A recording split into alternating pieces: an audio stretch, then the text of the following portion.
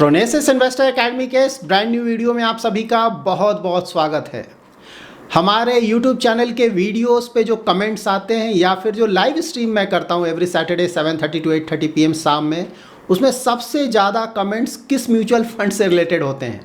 तो वो होते हैं एक्सिस के इक्विटी फंड से रिलेटेड।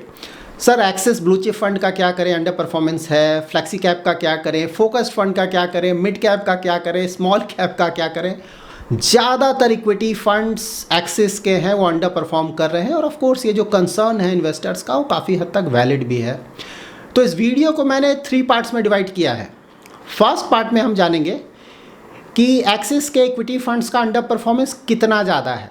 यहाँ पे हम ये बिल्कुल भी डिस्कस नहीं कर रहे हैं कि अंडर परफॉर्मेंस है या नहीं, ये तो बिल्कुल क्लियर है कि अंडर परफॉर्मेंस है। ऑलमोस्ट 2 ईयर से काफ़ी सारे एक्सिस के इक्विटी फंड्स अंडर परफॉर्म कर रहे हैं। अंडर परफॉर्म कर रहे हैं मतलब कि बेंचमार्क से कम रिटर्न या फिर काफ़ी कम रिटर्न जनरेट कर रहे हैं, ये हुआ इसका मतलब। तो फर्स्ट पार्ट में एक क्लियर कर लेंगे कि भाई कितना ज़्यादा अंडर परफॉर्मेंस है। तो यहाँ पे सारे इक्विटी फंड्स का हम डिटेल चेक करेंगे एक्सिस का। सेकेंड पार्ट में हम चेक करेंगे कि ये जो अंडर परफॉर्मेंस आ रहा है वो क्यों आ रहा है। और थर्ड और मोस्ट इंपॉर्टेंट पार्ट, मैं आपको एक्सिस के जो इक्विटी फंड्स हैं, डाइवर्सिफाइड इक्विटी फंड्स, उनका स्कीम वाइज बताऊंगा कि यहाँ पे हमारा प्लान ऑफ एक्शन क्या होना चाहिए। अगर आप भी अपना इन्वेस्टमेंट नॉलेज बढ़ाना चाहते हैं ताकि खुद से खुद का इन्वेस्टमेंट्स मैनेज कर सकें, तो उसके लिए आप हमारा educational YouTube channel Phronesis investor academy subscribe कर सकते हैं। और इस वीडियो में कहीं भी आपको लगे कि कुछ वैल्यू एडिशन हो रहा है तो इस वीडियो को जरूर लाइक और शेयर करें। एक्सिस के इक्विटी फंड्स का डिटेल चेक करने से पहले इंपॉर्टेंट डिस्क्लेमर, ये वीडियो सिर्फ एजुकेशनल पर्पस के लिए है, किसी भी तरह का एडवाइस या रिकमेंडेशन नहीं दिया गया है। जो भी चीज़ें इसमें मैं डिस्कस करूंगा इस वीडियो में, वो चीज़ें मेरे ऊपर एप्लीकेबल हैं और मेरा जो रिस्क प्रोफाइल है, इन्वेस्टमेंट होराइजन है और इन्वेस्टमेंट नॉलेज है, उसके आधार पर मैं कमेंट करूँगा। तो ये चीज़ें आप पर एप्लीकेबल हैं या नहीं, इसके लिए आप खुद का रिसर्च ज़रूर करें या फिर अपने इन्वेस्टमेंट एडवाइज़र से ज़रूर कंसल्ट करें। यहाँ पर आप एक्सिस के इक्विटी फंड्स का डिटेल्स चेक कर सकते हैं। तो मार्च में मैंने एक डिटेल वीडियो पब्लिश किया था, मार्च 23। तो ये डिटेल्स उसी समय का है। देखिए यहाँ पे लास्ट 1 ईयर का अगर आप उस समय का परफॉर्मेंस देखेंगे डायरेक्ट प्लान का, इन फंड्स का, सभी कुछ रेड में है। रेड का मतलब हुआ कि बेंचमार्क से कम रिटर्न जनरेट कर रहे हैं। सिर्फ एक्सिस स्मॉल कैप फंड उस समय लास्ट 1 ईयर में अपने बेंचमार्क को बीट कर पा रहा था, सारे फंड्स बीट नहीं कर पा रहे थे। उस समय 3 ईयर्स का भी अगर आप देखें, सारे रेड हैं, मतलब कोई भी फंड अपने बेंचमार्क को बीट नहीं कर पा रहा था। तो उस समय ये था उनका परफॉर्मेंस। अब रीसेंट अगर आप करंट डेट पे देखें तो यहाँ पे देखिए अभी भी रेड बहुत सारे हैं, इसमें कहीं कोई डाउट नहीं कि रेड कम है, लेकिन एटलीस्ट कुछ ग्रीन हुआ है। तो यहाँ पे देखिए मल्टी कैप का अगर आप देखें तो लास्ट 1 ईयर में बेंचमार्क को बीट कर रहा है। वैल्यू फंड लास्ट 1 ईयर में बेंचमार्क को बीट कर रहा है। ESG फंड बीट कर रहा है और क्वांट फंड भी बीट कर रहा है। बट हाँ, ये सारे फंड्स AUM वाइज छोटे फंड्स हैं। अगर आप बड़े फंड्स को अगर आप देखें, लाइक ब्लू चिप फंड या फिर mid cap fund, long term equity fund that is ELSS fund या फोकस्ड फंड या फ्लेक्सी कैप फंड, इन फंड्स का परफॉर्मेंस अभी भी अच्छा नहीं हुआ है। लेकिन यहाँ पे बिल्कुल ये ध्यान रखें कि इन फंड्स का अगर आप परफॉर्मेंस कुछ समय पहले से कंपेयर करेंगे ना, तो इन फंड्स का ही परफॉर्मेंस पहले के मुकाबले इंप्रूव हुआ है। दैट इज जो बेंचमार्क से काफी ज्यादा अंडर परफॉर्मेंस था ना, वो कुछ हद तक कम हुआ है। मैं ये बिल्कुल भी नहीं बोल रहा हूँ कि परफॉर्मेंस अच्छा हो गया है, क्योंकि अंडर परफॉर्मेंस तो अभी भी बहुत है, लेकिन पहले के मुकाबले थोड़ा इंप्रूवमेंट आया है। अब हम ये जान लेते हैं कि एक्सिस के इक्विटी फंड्स में ये अंडर परफॉर्मेंस क्यों आ रहा है। क्योंकि एक्सिस के इक्विटी फंड्स तो बहुत अच्छा परफॉर्मेंस दिया करते थे पहले और सालों तक काफी अच्छा परफॉर्मेंस रहा था। उसी के कारण इनका ईयूएम भी देखिए अगर कुछ फंड्स का, तो ईयूएम बहुत बड़ा हो गया है। काफी सारे इन्वेस्टर्स ने अपना पैसा भी फंड्स में इन्वेस्ट किया है। तो all of a sudden almost last 2 year से ये क्या हो गया है। यहाँ पे आप एक्सिस के फंड्स का इन्वेस्टमेंट स्टाइल समझ सकते हैं। यहाँ से इनका पी रेशियो देखिए, सारे फंड्स का पी रेशियो बहुत ज्यादा है। इनफैक्ट इनका वैल्यू फंड का भी अगर आप पी रेशियो देखें तो 21 से ज्यादा है। वैल्यू फंड का आइडियली पी रेशियो काफी कम होना चाहिए। तो एक तो जो अंडर परफॉर्मेंस का रीजन आ रहा है वो कि इनके जो फंड्स का प्राइस टू अर्निंग रेशियो बहुत ज्यादा हुआ। बहुत ज्यादा प्राइस टू अर्निंग रेशियो का मतलब ये हुआ कि ये फंड्स वेरी हाई क्वालिटी के हाई ग्रोथ कंपनीज में अपना इन्वेस्टमेंट करते हैं और इन हाई ग्रोथ कंपनीज का परफॉर्मेंस रिसेंट टाइम्स में अच्छा नहीं रहा है। फिलहाल आपने देखा होगा ना कि जो वैल्यू स्टॉक्स हैं, लाइक PSU स्टॉक्स, जिनका परफॉर्मेंस बिल्कुल भी अच्छा नहीं रहता था पहले, ऑलमोस्ट 1-2 साल से उनका परफॉर्मेंस बहुत ज़्यादा अच्छा आया है। जबकि हाई ग्रोथ कंपनी जिनका परफॉर्मेंस पहले बहुत अच्छा हुआ करता था, अब वो उतना ज़्यादा अच्छा परफॉर्म रिसेंट टाइम्स में नहीं कर पा रहे हैं। इसीलिए जो भी वैसे ये म्यूचुअल फंड्स जो कि वैल्यू स्टॉक्स में अपना ज़्यादा एक्सपोजर लेते हैं, उनका परफॉर्मेंस फिलहाल बहुत अच्छा हो गया। लाइक एचडीएफसी के फंड्स का अगर आप परफॉर्मेंस देखें, पहले बहुत ज़्यादा अंडर परफॉर्मेंस आ रहा था, परफॉर्मेंस बहुत अच्छा हो गया। जबकि एक्सिस के फंड्स जिनका परफॉर्मेंस बहुत ज़्यादा अच्छा हुआ करता था, इन्हीं हाई ग्रोथ कंपनीज के कारण, अब उन्हीं हाई ग्रोथ कंपनीज के कारण इनका परफॉर्मेंस पहले से काफी हिट हुआ है। नाउ हम एक्सिस के कुछ बड़े यूएम वाले फंड्स जो कि काफी ज्यादा अंडर परफॉर्म कर रहे हैं, लाइक ब्लू चिप या फिर मिड कैप या फिर एक्सिस लॉन्ग टर्म या एक्सिस फोकस 25 और फ्लेक्सी कैप, इनका पोर्टफोलियो चेक करते हैं, जिससे कि एग्जैक्टली पता चल पाएगा कि ये अंडर परफॉर्मेंस क्यों आ रहा है। तो ये है एक्सिस फोकस 25 का पोर्टफोलियो। सबसे ज्यादा अंडर परफॉर्मेंस यहीं पे आ रहा है, बहुत ज्यादा अंडर परफॉर्मेंस है इस फंड का रिसेंट टाइम्स में। तो देखिए, एक तो अंडर परफॉर्मेंस अगर आप देखें, टॉप होल्डिंग्स देखिए आप यहाँ पे, कोई भी आपको पीएसयू स्टॉक यहाँ मिल रहा है क्या? साथ ही यहाँ पे देखिए, काफी समय से एवेन्यू सुपरमार्ट्स, डिवीज लैब और कोटक महिंद्रा बैंक में इनका एक्सपोजर लिया गया है और बहुत बड़ा एक्सपोजर लिया गया है, और यहाँ पे परफॉर्मेंस नहीं आ रहा है।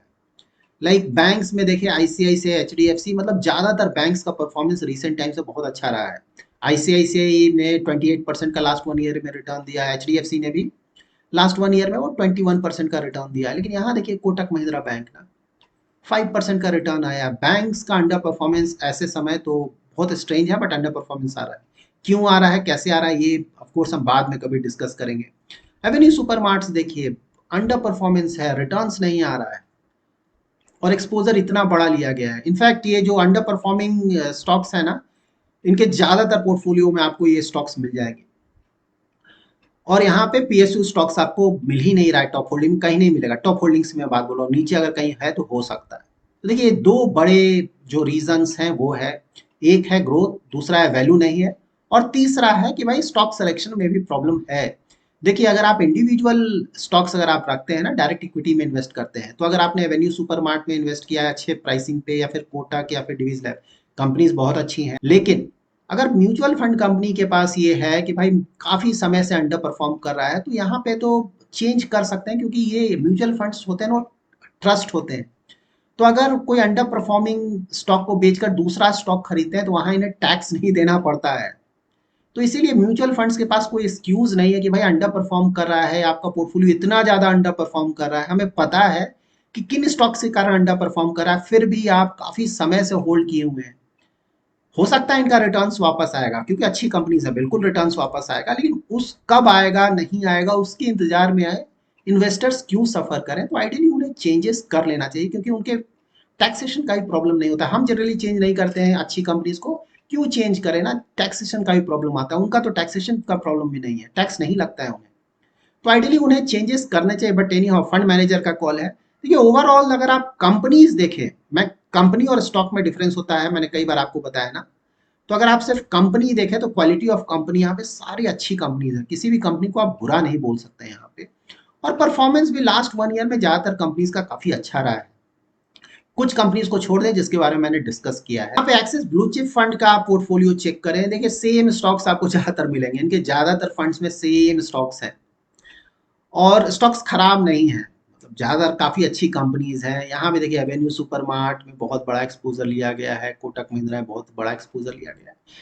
देखिए, इन्होंने आईटी में भी अच्छा खासा एक्सपोजर लिया। आईटी पहले तो अंडर परफॉर्मेंस था, लेकिन अब तो वापस आया है, लार्ज कैप की कंपनीज का परफॉर्मेंस अच्छा चल रहा है। उसके बाद एक्सेस लॉन्ग टर्म का भी अगर आप पोर्टफोलियो देखें, सेम स्टॉक्स ऊपर मिलेंगे आपको, मतलब चेंजेस आपको शायद ही कोई मिलेगा ना। यहाँ भी एवेन्यू सुपरमार्ट्स कितना बड़ा एक्सपोजर लिया गया है, डिवीज लैब, कोटक महिंद्रा बैंक, और देखिए कंपनीज यहाँ पे देखो ज्यादातर बहुत अच्छी कंपनीज है। यहाँ पे भी एक्सेस मिड कैप, इसका क्वेरीज बहुत आता है, आप खुद इसका पोर्टफोलियो देख लेना, पोर्टफोलियो प्रॉब्लम आपको नहीं दिखेगा। कंपनीज अगर आप देखें, टॉप क्वालिटी की कंपनीज है। यहाँ पे आप ओवरलैप चेक कर सकते हैं, यही ओवरलैप मैं डिस्कस कर रहा था आपसे, कितना ज्यादा ओवरलैप है। लाइक ब्लू चिप फंड और flexi cap 73%, almost same stocks है।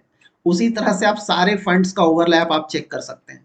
तो यहाँ पे इन दो फंड्स में एक साथ इन्वेस्ट करने का ज्यादा मतलब नहीं बनता है, ज्यादातर स्टॉक्स आपको सेम मिलेंगे, खासकर टॉप होल्डिंग में। और यहाँ पे मैं स्कीम वाइज भी एक कमेंट कर देता हूँ कि परफॉर्मेंस कैसा चल रहा है, basis that you can take a call. मैं ऑफ कोर्स आपको डायरेक्टली नहीं बोल सकता हूँ कि आप ये बेच दो, आप ये खरीद लो, नॉट अलाउड, क्योंकि वो डिसीजन आपको ही लेना पड़ेगा आपके पोर्टफोलियो के अनुसार। बट हाँ, मैं आपको कमेंट कर दे रहा हूँ स्कीम वाइज कि फ़िलहाल इनका जो परफॉर्मेंस हमारे सामने है उसके आधार पर ये फंड्स कैसे हैं। तो यहाँ पे देखिए एक्सिस मल्टी कैप का परफॉर्मेंस ठीक है, वैल्यू फंड का परफॉर्मेंस ठीक है, एक्सिस क्वांट फंड का भी परफॉर्मेंस ठीक है। इस फंड स्पेशल सिचुएशन पे हम कमेंट नहीं कर सकते हैं, बहुत नया फंड है, ऑल्दो अंडर परफॉर्मेंस है, लेकिन एक साल के अंडर परफॉर्मेंस का मतलब ये नहीं कि फंड खराब हो गया, थोड़ा और टाइम देना चाहिए इस तरह के फंड्स को। ESG fund again okay fund इसको ही बोलेंगे, एवरेज फंड है, लास्ट 1 ईयर में परफॉर्मेंस ठीक रहा है, 3 ईयर में बेंचमार्क को बीट नहीं कर पा रहा है, तो ये भी एक एवरेज फंड है।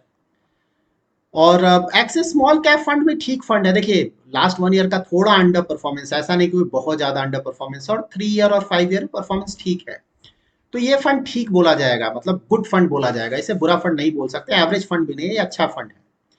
तो यहाँ पे एक्सिस ग्रोथ फंड को भी देखिए तो ये भी एक एवरेज फंड बोलेंगे, बुरा फंड नहीं बोलेंगे, ऑफकोर्स अच्छा फंड भी नहीं है लेकिन बुरा फंड भी नहीं है, क्योंकि देखिए बेंचमार्क से तो कम रिटर्न जनरेट कर रहा है, लेकिन बेंचमार्क के आसपास से रिटर्न है, ऐसा नहीं कोई बहुत ज्यादा अंडर परफॉर्मेंस है, थोड़ा भी परफॉर्मेंस ऊपर जाएगा अगर इसका तो बेंचमार्क को ये बीट कर पाएगा आने वाले समय में, तो ये भी एवरेज फंड है, बुरा फंड नहीं है।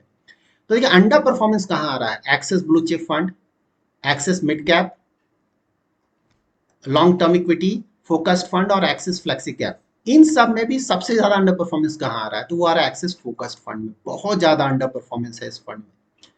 और उसके बाद कहाँ अंडर परफॉर्मेंस आ रहा है, तो उसके बाद आ रहा है फ्लेक्सी कैप में भी बहुत ज्यादा अंडर परफॉर्मेंस आ रहा है, लॉन्ग टर्म इक्विटी में भी बहुत ज्यादा अंडर परफॉर्मेंस आ रहा है, और ब्लू चिप में भी बहुत ज्यादा अंडर परफॉर्मेंस, बहुत ज्यादा अंडर परफॉर्मेंस मतलब बेंचमार्क से कंपेयर करें ना, मतलब देखिए बेंचमार्क से 1 2 3% चलता है, उतना सारा अंडर परफॉर्म चलता है, मतलब एक्सेप्टेबल है, कभी कभी अच्छे फंड्स भी अंडर परफॉर्म करते हैं, लेकिन 1 ईयर और 3 ईयर दोनों में अगर बेंचमार्क से बहुत कम रिटर्न आए ना तो उसे तो बहुत ज्यादा अंडर परफॉर्मेंस बोलेंगे, तो यहाँ बहुत ज्यादा अंडर परफॉर्मेंस है। मिड कैप को अगर आप देखें ना तो मिड कैप का भी अंडर परफॉर्मेंस है, नो डाउट, मतलब रिसेंट टाइम्स में, लेकिन जो अगर लॉन्ग टर्म का इसका परफॉर्मेंस देखें तो अभी भी परफॉर्मेंस ठीक चल रहा है, लेकिन इन फंड्स का देखें तो सभी कुछ अभी भी बेंचमार्क्स को बीट नहीं कर पाए ज्यादातर फंड्स, लेकिन स्मॉल कैप और मिड कैप को एटलीस्ट लॉन्ग टर्म का परफॉर्मेंस अभी भी देखें तो परफॉर्मेंस अच्छा है इनका। अभी हमने एक्सिस के इक्विटी फंड्स का जो डिटेल्स चेक किया है उससे ये क्लियरली आपको पता चल गया होगा कि अंडर परफॉर्मेंस है, कुछ फंड्स में बहुत ज़्यादा अंडर परफॉर्मेंस है, अंडर परफॉर्मेंस क्यों आ रहा है वो भी आपको पता चल गया होगा। नाउ प्लान ऑफ एक्शन क्या होना चाहिए, मोस्ट इंपॉर्टेंट पॉइंट। तो देखिए अगर आपका एक्सपोजर ज़्यादा है तो एक्सपोजर बिल्कुल कम कर लेना चाहिए, उसमें कहीं कोई डाउट नहीं, इनफैक्ट सिर्फ एक्सेस नहीं, अगर आपका किसी दूसरे म्यूचुअल फंड में भी बहुत बड़ा एक्सपोजर है तो उसे कम कर लेना चाहिए। अगर आप लास्ट ना 3 4 मंथ्स का अगर आप परफॉर्मेंस देखें तो परफॉर्मेंस वापस आया है, तो ऑफ कोर्स आपको खुद का पोर्टफोलियो चेक करना पड़ेगा एक बार कि किस तरह का परफॉर्मेंस आया, तो वहाँ पे अगर बेंचमार्क से ज़्यादा रिटर्न आना शुरू हो गया है तो थोड़ा टाइम और देना चाहिए, मे बी 6 मंथ्स का और टाइम देना चाहिए अगर वापस आया है तब, क्योंकि कुछ फंड का तो अंडर परफॉर्मेंस बहुत ज़्यादा अभी भी है। तो अगर देख रहे हैं अपने पोर्टफोलियो में कि नहीं भाई अभी तक कुछ परफॉर्मेंस वापस नहीं आया है, ऑलमोस्ट 2 ईयर से काफ़ी ज़्यादा अंडर परफॉर्मेंस है, उस तरह का सिनारियो किसी भी फंड, सिर्फ एक्सिस के लिए एप्लीकेबल नहीं है, किसी भी फंड पे ये एप्लीकेबल है कि अगर बेंचमार्क से काफ़ी कम रिटर्न आ रहा है और काफ़ी समय से ऑलमोस्ट 2 ईयर से उससे भी ज़्यादा, तब तो बिल्कुल हमें SIP तो बिल्कुल स्टॉप कर लेना चाहिए वहाँ पे। लेकिन हाँ अगर साथ ही ये लग रहा है कि नहीं रिसेंट टाइम्स में थोड़ा परफॉर्मेंस वापस आ रहा है तो उस केस में एटलीस्ट हमें ट्राई करना चाहिए कि बेचे नहीं, क्योंकि वहाँ पे फिर टैक्सेशन आ जाएगा ना, कैपिटल गेन टैक्स। तो आइडियली अगर कोई वापस आ रहा है तो उसको ऐसे ही छोड़ देना चाहिए और SIP में भी किसी दूसरे फंड में स्टार्ट कर लेना चाहिए। देखिए इन फंड्स का भी परफॉर्मेंस वापस आएगा, ऐसा नहीं है कि नहीं आएगा, मैं बोल रहा हूँ 6 मंथ्स 8 मंथ कुछ टाइम लग सकता है, लेकिन क्योंकि पोर्टफोलियो बहुत अच्छा है। लेकिन हाँ फिर बात ये कि कितना हम वेट करें ना, 1 साल 2 साल 3 साल कितना वेट करें, ऑलरेडी 2 ईयर्स के ऑलमोस्ट हो चुका है, और फिर मार्केट में दूसरे फंड्स भी हैं जो कि अच्छा खासा रिटर्न दे रहे हैं, तो फिर मैं ज़्यादा एक्सपोजर क्यों लूँ जो कि अंडर परफॉर्म कर रहा है, वो बात भी बिल्कुल सही है।